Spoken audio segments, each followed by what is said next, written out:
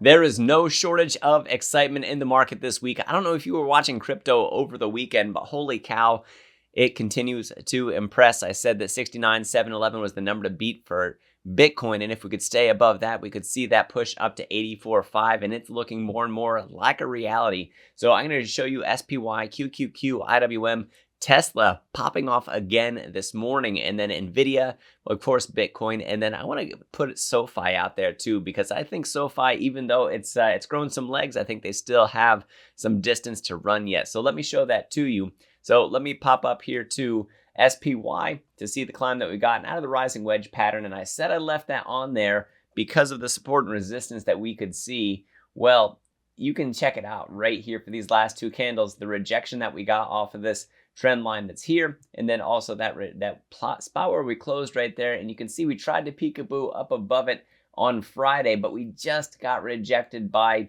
a little bit by that resistance line. Well, this morning we're possibly opening up above that, and right now it's looking like green lights for the market. And if you let me move this over here for a moment, 609.83, you could potentially, with a little bit of a mess in here with these trend lines, but I think we'll get through those. I think I'm actually going to remove them right here in front of your faces. So let me click on that trend line. We'll move it out of the way. We'll leave this one on here for right now. I think moving up to that 609, almost 610, I think that we could potentially have that as our next move. If we can stay on top of 600, then 610 is certainly in our sight. So up at about another 1.5% or so from where we're currently sitting at, from about where we peaked out. We actually crossed 599.64, and you can check out my 599.31 resistance that I have on here, and you can see the rejection that we got with that as well.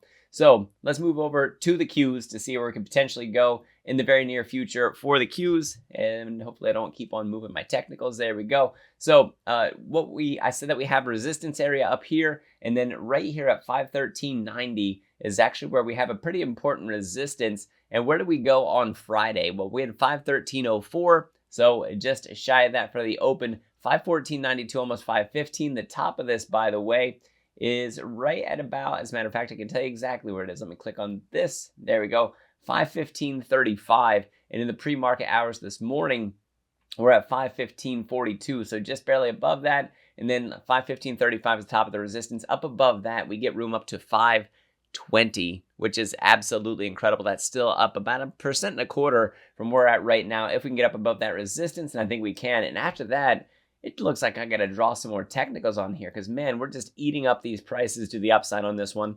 IWM, check this out. Let me actually go out to the monthly chart on this so you guys can see where we peak out for this thing. 244.46 is the all-time high for the Russell 2000 stocks as tracked by IWM, and we're at 241.40. Guys, I think that we're clear up to about 250 for this one. If we can stay on top of resistance right now, and that resistance is just shy of that 240, about 238.12 is what's on here. So staying just up above that 238 number. If we can stay up above that, I think we have green lights to 250. For the IWM stocks, we have the CPI report coming out later this week. And well, I'll tell you what, if we get things exactly as expected for CPI, market's still in good shape. If those numbers come in soft for inflation, that confirms more of what Jerome Powell has said to us.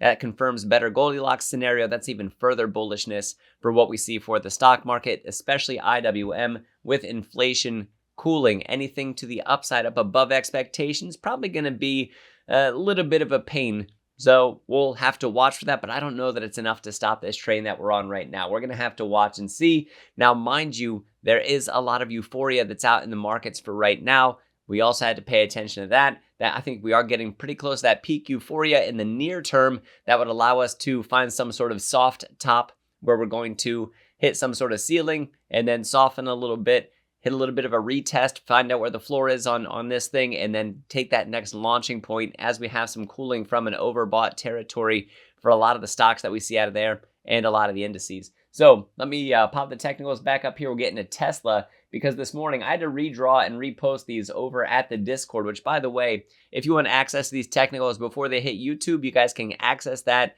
along with my buys that I have in this market, as well as talking to me and my community members by using the link down in the description for the Patreon. Click that, sign up, head on over to the Discord, and you'll see technicals like these, knowing exactly where to find those supports and resistances. prior to waiting for the YouTube video to come out. So they come out a lot of times in the pre-market throughout the trading day, and sometimes in the evening as well, that you get these updates for what's going on with the different stocks. So 342.17 in the pre-market. So man, we look at that resistance, that rejection that we got. If you've been watching this channel, you'll know that this line was drawn on here ahead of time. Got rejection off of that. We have a few other minor resistances in there that we closed down below, but this morning, 342.14 in the pre-market. If we can get up above 346, which is probably about where our next big resistance is, the huge one, the big old test that we're going to have is 356.41. That's going to be massive for us in terms of looking at resistance. So yeah, we have a few lines. There's even something right around 350, which is a nice round number resist. As a matter of fact, if I put a little line in there for you, and we're going to color a nice bright white color on there, that's about that 350 line that we have. You could watch that for a psychological resist, and it also has a Fibonacci value there as well. So 350 could be somewhat significant. 356.41 is the big one. Getting on top of that is going to be absolutely huge. Look at that gap that we have. Once we get north of 360, we'd have another gap up to that 378. So I don't know where the top of this thing is, but I do know where the resistances are and where we could look for those to potentially take place. So 346, 350, 356 to the upside. To the downside on this thing, 340, 336, and then back down to 328. So staying north of any of those, we're up above the 50% Fibonacci retracement level. That's the 61.8 up there. And this is absolutely massive. Getting up above the 61.8 and holding that as support, now that is mega bullish beyond just the incredible climb that we've seen since the election. So let me take down the technicals just so we can appreciate the jump that we've seen and the increased volumes that we see on this. There's been some speculation about hedge funds closing out short positions, so we're seeing a bit of a squeeze on this as well. That would attribute for the volumes and the rampant climb that we've seen so far. Now, mind you, we do want to watch for that time where we start to sputter out. We're in the overbought territory on the daily chart here, and if we go out to the weekly for Tesla, well, we're not quite overbought yet. For Tesla, maybe this week is the week that does it. We're going to have to watch and see, but we're not even to all-time highs yet.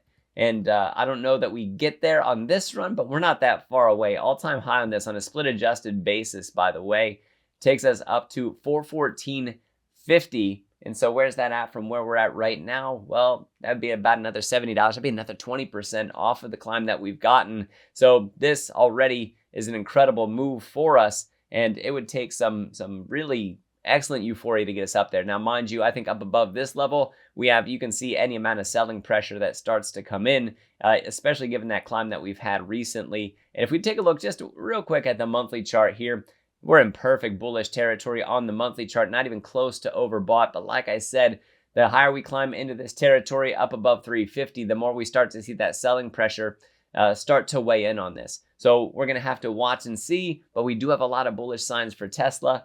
For Nvidia, let me move the chart this way a little bit so we can see some of those prices to the upside. The white line across here is 150, and I said we got to watch for that. We got within 5 cents in the pre-market hours on Friday. We peaked out during the regular trading hours at 149.77, so we got within 23 cents of 150, and now we're seeing a little bit of hesitation come in. There is a little bit of resistance in there around 148.72. I have that in blue there for you. That's the nearest one that we have. And then you can see down to 142.50, up to 153.85, so almost up to 154. If we're able to squeak that up to their earnings. Now, mind you, if you want the Nvidia stock price prediction and earnings projection, I'm going to have that coming out in the very near future here prior to their earnings, which take place next week. So that's on Wednesday in the after hours, by the way, that we're watching for that on the 20th of November. And it's going to be impactful to the market, and it's going to be absolutely incredible to watch and see what Nvidia does. Until then, I don't know that we're going to see the astronomical climb that we saw from Tesla happening with Nvidia. I just don't think it's Nvidia's moment right now. I don't think it will have that moment until we get to earnings, until we really get to see and replan and readjust for what we have. I do have a low price target on this of 152, and we darn near got there. Now, mind you, I thought that would be somewhere in the next year or so. And well, I said 6 to 12 months. And I'll tell you what, we're getting close to that already. Actually, I said 12 to 18 months, I believe. So now that's more like 9 months to 15 months, but we're still close to it anyway. We're looking for signs for a continued growth. If we get incredible numbers out of Nvidia, that can really continue to ignite what we see happening in the stock market with some continued climbing from there. So Bitcoin, there we go. I don't know what's the showstopper today. You can let me know down in the comments. Is it Tesla or is it Bitcoin? Now, mind you, about the technicals, take a look at this. I said 69,711 was the number to stay above. We crossed up above it, hit the 71.8, hit the 73.22, and then settled back down to almost the 66.23. Found the floor, and then next time that we crossed the 69,711 was so far. The rest has been history. The big number here is the 84. Let me move so we can actually see it. There we go. 84,477, guys. We're almost there. We've almost made it. I said that we could see it before the end of the year. And man, crypto just doesn't wait. I'll tell you that. Like when it starts moving, it really moves. And that's about the period where we find ourselves. And we are getting the overbought territory in the near term. I think we could possibly squeak at least that out. And if we do, I mean, to the upside of this thing, if we're able to overtake 84,477 and hold on to that as support, especially getting up above this resistance area, but that's the big number that you want to watch there. If we do that, we have about 90,000 up above that, then 95, there's not a lot, and then all the way up here is the next major one. This one's absolutely huge. Make sure that you mark this down, that I'm putting this call out there. If we hold that 84,477 as support, if we break 90, I'd say that's the other big one that we have. We'll put that one on there, and we'll put this one on here and do a little bit of tweaking. We could make this thing up. Like if the crypto market is going to continue to run rampantly from where it's at right now, we could see a six-figure Bitcoin number this year. And by that, I don't mean within the next 12 months. I mean within 2024 to see that 100K mark come out for Bitcoin by the end of the year. So that'd be incredible. For me, that's a pretty big showstopper. So guys, Sofi, tossing this out there as a bonus. A little bit of technicals working up here for Sofi as a long-term holder of Sofi. This has been an incredible run to be part of and to watch. And if we're able to hold the 1342 as support this morning, as right now we're currently above it. If we can hold 1342 as support, that opens us up to 1533 and 1626. You want to be watchful for that if we open up above, which is so far we are, and if we can hold 1342, watch for those prices. If we can't, this thing's probably going to tumble back down and get closer to that $12 mark if we can't hold those. So be on the lookout for that. But because we do have such strong movement getting started in the markets here, and it's still somewhat early in November, I think it's going to be a very bright green for the end of the year, as long as we don't get caught up in any black swans or anything like that. So guys, like I said, if you want to see these technicals before they hit YouTube, you want to see what I'm buying out there, how I'm playing these markets, you want to talk to me and my community members, there's a link for the Patreon down in the description. Click on that, head on over to the Discord. That's where you'll find everything. And then also, guys, make sure that you check out the link in the description for Stockmo Academy. You can do these technicals yourself and get access to the bread recipes trading strategy developed by Stockmo. The course put together by Stockmo and Mrs. Mo, who are career educators just like myself. They have a little bit more time in than I do. I think that they're around that 20-year, maybe 20-year plus mark in education, and they've put together a top-notch course. As a doctor of education myself, I can tell you, as I vetted that course, it's elite in the way that they put it together. Every piece small, easy to digest, easy to understand, and the bread recipes trading strategy itself has just a few simple indicators that you can use to set up and really learn how to take advantage of when the market is going to move up or down. Your favorite stocks, ETFs, you name it, that are out there. They can show you how to catch on to that momentum and catch those moves as they come along using the bread recipe trading strategy. The course walks you right through it, tells you how to set it up, and there's a personal,